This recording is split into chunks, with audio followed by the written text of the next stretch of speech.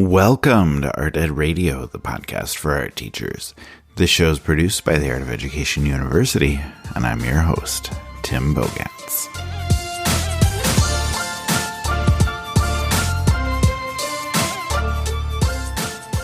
We are in for an interesting conversation today, and my guest will be Yunga Webb. Yunga works at a school in New York called the North Country School, which is a small private school in upstate New York who has a really strong arts program, and they do some very interesting, very cool things with their middle schoolers there. I would encourage you to check it out if you like what you hear in the interview today. Yunga has a really impressive history in education and in the performing arts, and I'll let her tell her story, but I think you'll be interested. And we will talk today about the power that the arts have to help kids find their place, how they can create a space for kids to discover and express themselves, especially at an age here where there are few other places in which they can do those things. So in her career, Yunga has paid particular attention to how students are able to learn about themselves and how they're able to learn how to express themselves through the arts. And I am looking forward to talking to her about that and so much more today in our conversation. Let me bring her on now. All right, Yunga Webb is joining me now. Yunga, how are you? Hi, I'm doing so great. Thank you for having me. Oh, we're very excited to talk to you today. Appreciate you joining us. To start with, can you just give us a brief introduction, tell listeners a little bit about yourself? You know, either arts related, education related, or both, just whatever you would like to share. I grew up in a very large family in Las Vegas, Nevada, most of my life. We are a singing family, and my mom is probably the best voice teacher I know. And so Okay. that was the family business, singing and performing. And so being a performer who is basically who I am. I found myself on professional stages all over the world, but we're also educators. And so now half of us are professional performers and half of us are educators. And so I spent most of my career in education as the performing arts chair, where I taught theater classes, directed musicals, choirs, and plays, and things of that nature. I have been able to foster what I have learned as a student into what I taught in the classroom, and then it also brought me into DEIB work, which is diversity, equity, inclusion, and belonging work. And I was able to foster that through the performing arts. And so it's kind of an interesting spin. People don't realize how that space lends for a sense of belonging for everyone. And so it was just a kind of a natural movement. And so now I currently work in senior leadership at North Country School as the director of diversity, equity, and inclusion, where I am tasked with overseeing all aspects of the program as it pertains to diversity, equity, and inclusion. Okay, I love that. And I would love to dive into the idea of belonging, how we can foster that through the arts. Maybe in just a little bit, I do want to hear, or I guess I would love listeners to hear a little bit more about your schooling. They'd be interested in that. So I mean, you can obviously speak to it better than I can, but you have a focus on the arts, and I would just love for you to talk about some of the things you do there at North County School, what your students are doing there, what students are doing in the visual and performing arts. Mm-hmm. So I will speak to my early education, my formative years. My parents had enough foresight to ensure that at least the oldest three, there are 8 of us, went to a private school in the 80s in Las Vegas. And so we went to school along with the children of the people who owned the casinos and the hotels. And Okay. of course, we were the one Black family, and we were the one family that mom was picking us up and the car would backfire, and have the money, and we were just different. But we were bright and we were hardworking, and that was a really great foundation and set me up for success academically for the rest of my academic career. I went to a performing arts high school in Las Vegas, and then also I wanted to do it professionally as a teenager. So my parents set me up in I lived nearby my voice teacher, who was a world renowned voice teacher, taught all the big stars: Barbara Streisand, Michael Jackson, Janet Jackson. Um, Nice. and I was able to study with him while I was attending a top performing arts high school in Los Angeles as a 16, 17-year old. And then I went on and finished my senior year with my parents in a regular. They had moved to Utah, and then eventually found myself in college studying sociology, still performing with their performing groups that would travel the world. It was called Young Ambassadors, and we did like a Broadway review style show. And then I studied sociology, which is kind of, I guess, where my formal education began in education and the study of people and human behavior. And then I went on to get my master's in education, instruction, and curriculum, and the rest is history. I feel like there's more schooling that is going to happen, which I kind of hate to say out loud, but when you're a lover of learning, it just kind of doesn't stop. Mm-hmm.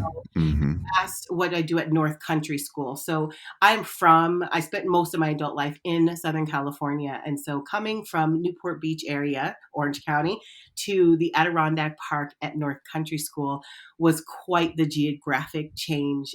6 months of hard winter. Yeah. Outdoor enthusiasts, they are hiking mountains, they're skiing, snowboarding, snowshoeing, and rock climbing. And I've tried all of those things, but I don't do any of those.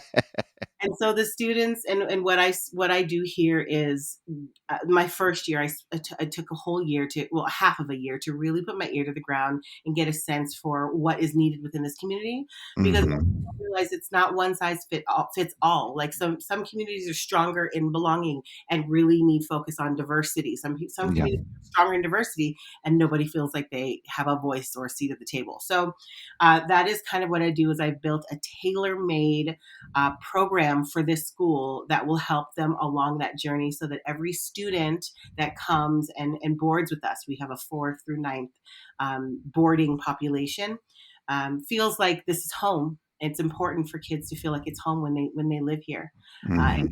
including faculty and staff. And so that is the kind of work that I do here. Okay, so let me ask you then. You're talking about putting together a program of DEI and helping teachers kind of foster that sense of belonging. Can you talk a little bit more about the specifics of that? Like, what do you do with teachers? What are your interactions with teachers that kind of help them foster a sense of belonging in their own classrooms or at that school? And can you talk about maybe some ideas that could transfer beyond just your school? Like, what kind of ideas that you work with are universal, that teachers anywhere, like anybody who's listening to this, may be able to bring into their own classroom? Mhm. Well, as I mentioned, the things that they value at the school in terms of how they spend their time, their recreation, they're not things that I'm comfortable doing. Right. And so just being who I am, not somebody who is comfortable in the outdoor spaces, and owning that that's not where I live, it's not my comfort Mhm. zone, and stepping fully into that. People looked at me, this is faculty and staff and students, and they're like, "Well, why are you here?" And by example, I had to show them that everyone should be here if they want to be here. We also have the arts, we also have farm and garden, and it's okay that I don't roll like that. It's okay that I'm exactly who I am. And so by modeling that, sometimes it's uncomfortable because I have to lead by example. Mhm. But it allows people to check their own bias and say, "Oh, right, you don't have to love rock climbing. That's okay. Like you can love ceramics and just do ceramics and be fine and be great." And really, they should, because that's one of our signature programs. Um, just having conversations, I've been able to offer a lot of professional development. And in that professional development, we are constantly doing activities. For example, and this can go for any community, where we're affirming who people are. So Right. there's a game we play. I call it a game. It's really an activity, but I like the kids to think it's a game, and even the adults, because then it just feels fun, where everyone goes around and says something that is one of their identifiers. I identify as a single mother, or I identify as a dog lover, or I identify as an artist, or I identify as a singer, whatever it is. Yeah. And Yeah. people get a chance to step in the circle and say, "Oh, me too, me too." And you get to see who else is like you. And if no one else steps in that circle, I identify as an alligator lover. Like if somebody steps in, or somebody who, I identify as something that may be unique, and they're the only one stepping in, we all affirm them by snapping our fingers. Um, Okay. so it gives a sense of belonging, and it helps you to understand what you have in common with people that you didn't know you had. And that's one of my favorite activities. Kids and adults like it the same. Yeah, that's really cool. I like that a lot, and I think yeah, those are some universal ideas that foster a good sense of belonging and can really help. So, I guess yeah, I would like to maybe dive a little bit deeper into just how some of these ideas are helping students. I would, I guess, love for you to talk about what you're seeing with students. With that sense of belonging, being part of a strong community, especially one that values the arts like your school does. They value self-expression, belonging, things like that. So how is that helping kids? Like, what are you seeing with Mhm. kids when they're part of that community, when they have that sense of belonging? Because I think that is something that's really important during the middle school years. Absolutely.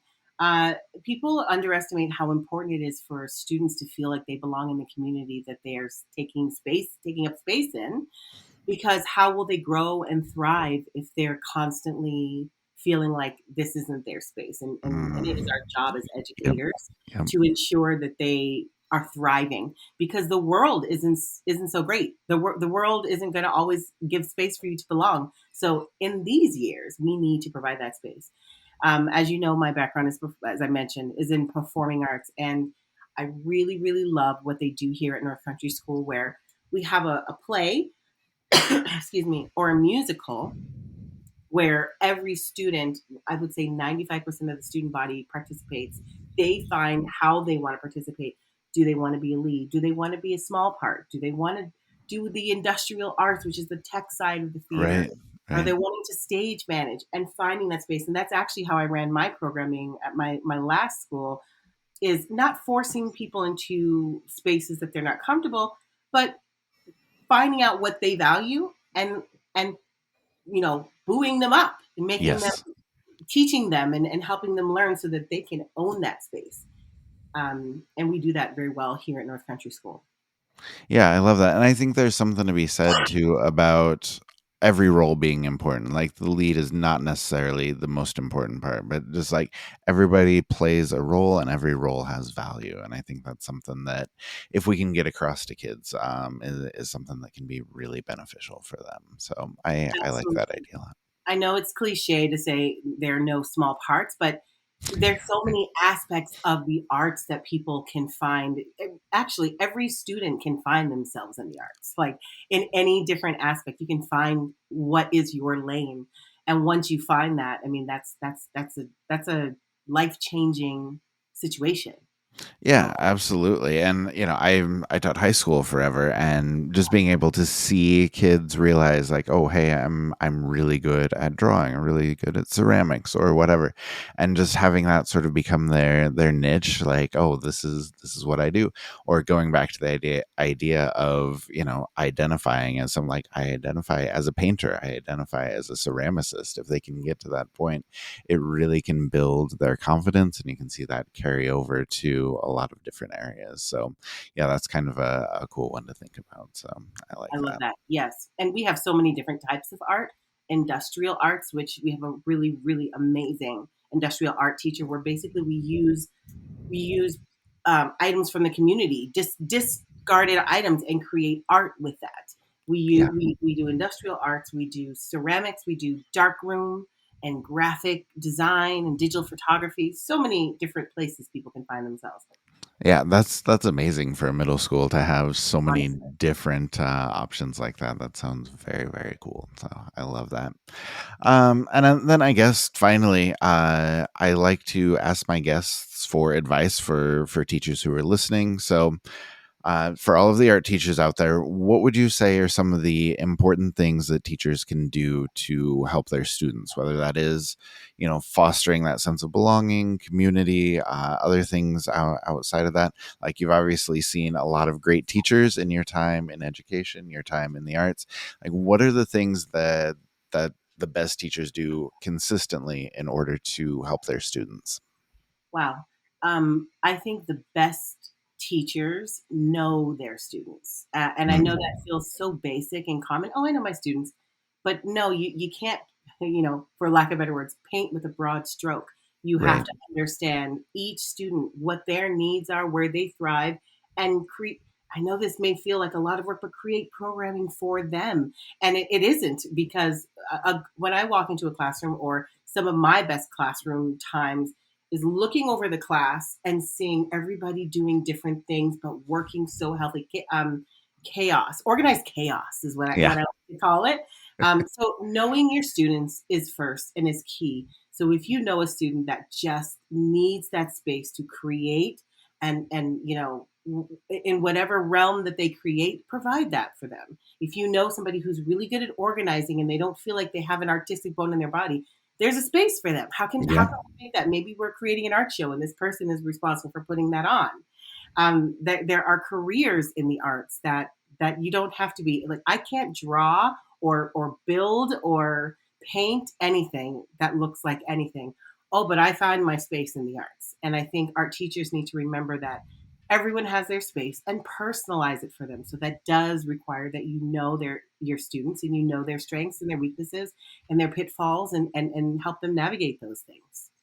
Yeah, that's great advice. I really like that. And there's something that we always talk about in art with choice and voice, giving students choice, helping them find their voice. And like you said, it can be difficult to do that for a lot of students, especially if you're seeing 150, 200 kids. And that's a lot to get through. But I think it is something that can be a goal for all of us as teachers. I think being able to know your kids and sort of build those learning opportunities that speak to them, I think is really worthwhile. So that is some good advice, and I appreciate that. So thank you. Absolutely. And to your point, with that volume of students, it's going to look very different. Maybe it's different Hmm. groups of students, and things of that nature. There is a way, whether you have small classrooms or large classrooms, whether you have resources or not, to just kind of maximize that opportunity for your students.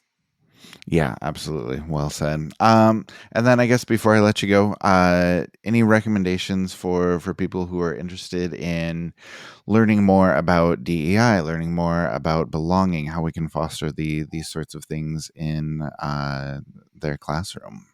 I love to start, if people are like, well, what is this? What is this thing, that this DEI thing, this new thing?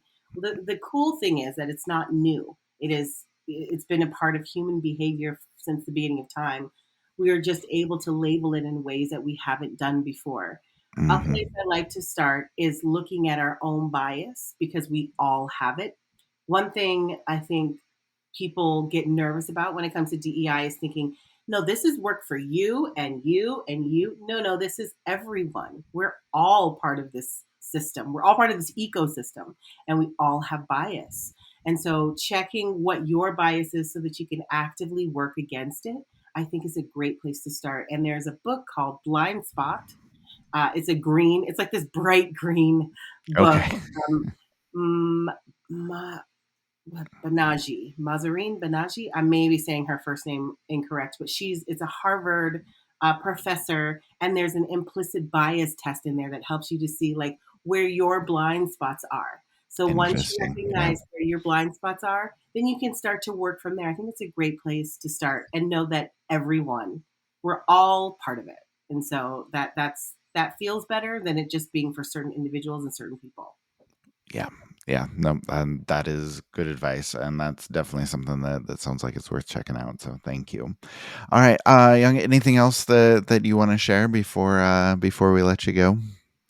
No, but I do want to give a shout out to all of the art educators everywhere. The work we do is super exciting, and you have to be passionate about what you're doing, because if you don't have it, why would you want to go the extra mile to make it great for your students? So, if that means changing how you do it so that you are the most excited person in that room, I think is very important. But shout out to all the art educators. These are my people forever and always. All right. Love it. Thank you. And Younga, thank you so much for joining us today. It's been a pleasure to talk to you. Okay, thank you so much. Thank you to Younga for coming on. I appreciate her insight, her recommendations, and especially what she had to say at the end about how we as teachers, can find a place, a space, a purpose for each of the students who come through our classroom. So I hope you also enjoyed the conversation, and I hope there were some good takeaways from it for you. Okay, some food for thought, some new things to explore, and some ideas or takeaways that might make it back to your own classroom.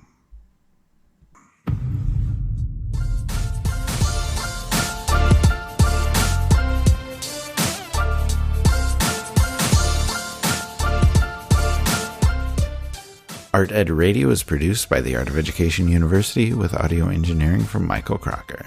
Thank you, as always, for listening, and we'll be back with you next week.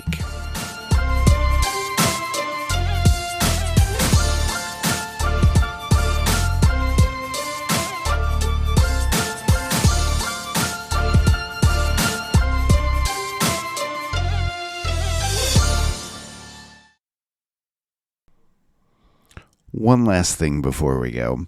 I want to remind you that our Now conference is happening at the end of July. So it'll be July 31st, August 1st, and August 2nd. Day 1 is our kickoff event with games, a ton of giveaways, ton of prizes, and a couple awesome art making sessions. Day 2 is the main event with more art making, a ton of presentations on all different topics for our teachers, and day 3 you can revisit all of it, find some new presentations, some additional presentations, and keep coming back for the next year with the AfterPass. Now, all 3 days of the conference are spectacular professional development, and I hope you can join us. If you haven't registered yet, you can find all the information you need on the AOEU website. We hope to see you there.